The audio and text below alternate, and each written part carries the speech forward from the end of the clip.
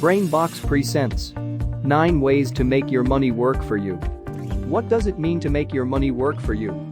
To put it simply, making your money work for you means that you're earning more money without having to work more hours or take another job. Some people call this passive income. There are many ways to earn passive income, including investments, interest, and running online businesses.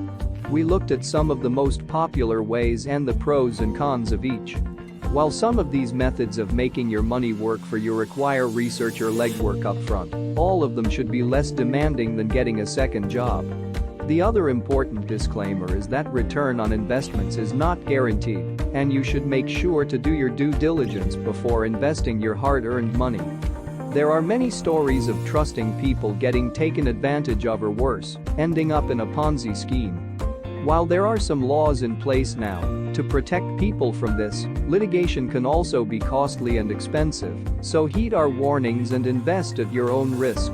If you are new to my channel, consider subscribing so you won't miss interesting videos like this. 1. Open a high-yield savings account. This is one of the easiest ways to get more out of your money.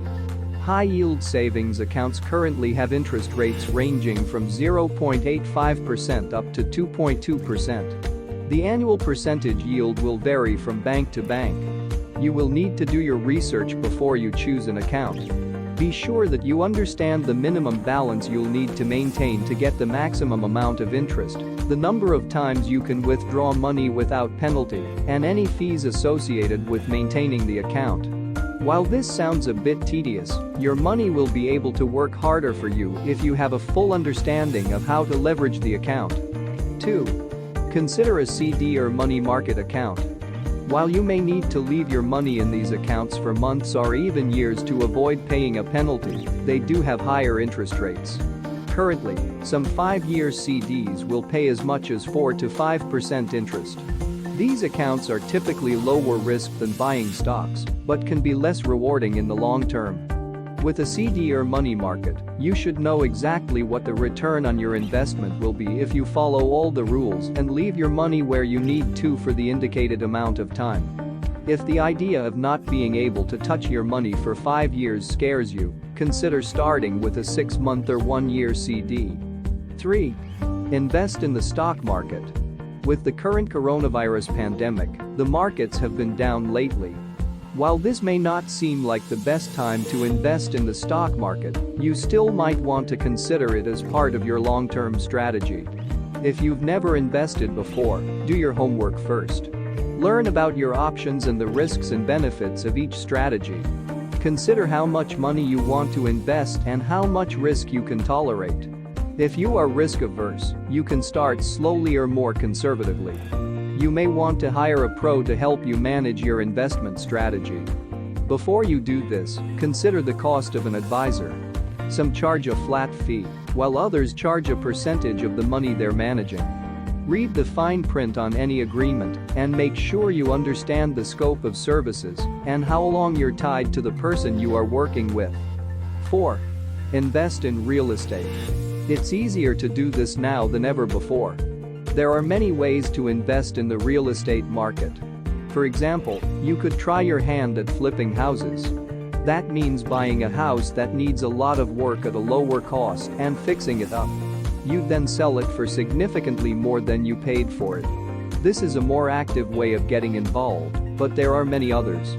You could rent out an investment property and turn a profit, list a room or apartment, or apartments, through Airbnb for a shorter-term rental or purchase property, and hope someone wants to buy it from you to develop. The amount of profit you can expect to make will vary depending on where you chose to buy and sell the property and when, so you'll want to do your homework and find an area that's up and coming. That way, you'll have a better chance of turning a hefty profit. 5. Invest in a business. There are many ways to invest in a business. You could purchase a franchise or invest in someone else's business. Just be careful not to sink your hard-earned cash into a business that's going to fail. To reduce this risk, make sure that you do your due diligence. Ask to see financial records, projections, and business plans. You might need to sign a non-disclosure agreement first, but it will often be worth it. You also may want to engage a lawyer to make sure you're protected if the business goes bankrupt or gets sued or other legal issues arise. If you are going to invest as a silent partner, understand what this means, and if you're signing away your rights to provide feedback on business progress or make recommendations. 6. Create an online course. While this may be a heavier lift than investing, it can pay off for a long time. Once you set up your course and sales page, there will be little management that you need to do. To boost your sales, you can build an email list, send targeted emails and advertise on social media. While this may seem like a lot of work initially, if your course is priced right, you can make money for months or even years from the same content. Create a course on a topic you have deep expertise in or passion for. This will make the workload lighter since you won't need to do as much research. 7. Sell unwanted items. Have a dress lying around that you bought for a special occasion and never wore? How about those really expensive jeans or the shoes that just don't fit right? If you've spent money on things that are lying around your house or closet taking up space, it might be time to consider selling them. It's easier than ever to turn clothes and household items into cash. Websites like Poshmark, Mercari and eBay make it easy to sell online without having to meet up with a buyer. While it can take a little bit of time to get good photos and list your items as well as package and send items once they're sold, it's a great way to make some extra cash and give your items a second life once you're done with them. Don't forget, these platforms may charge a fee to sell on them, so understand the fee structure and how much you can expect to earn before you settle on a platform and start selling. Some platforms are mainly for clothes, while others will let you sell anything. Choose what makes the most sense for you. 8.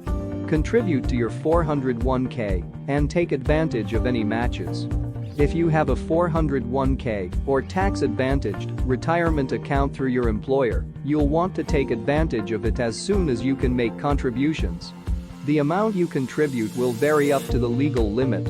Some companies will match a percentage of your contribution. This is literally free money that you'll have access to later.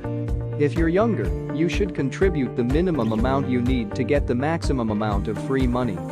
If your company doesn't offer a 401k, or if you're self-employed, you may still want to consider a retirement fund.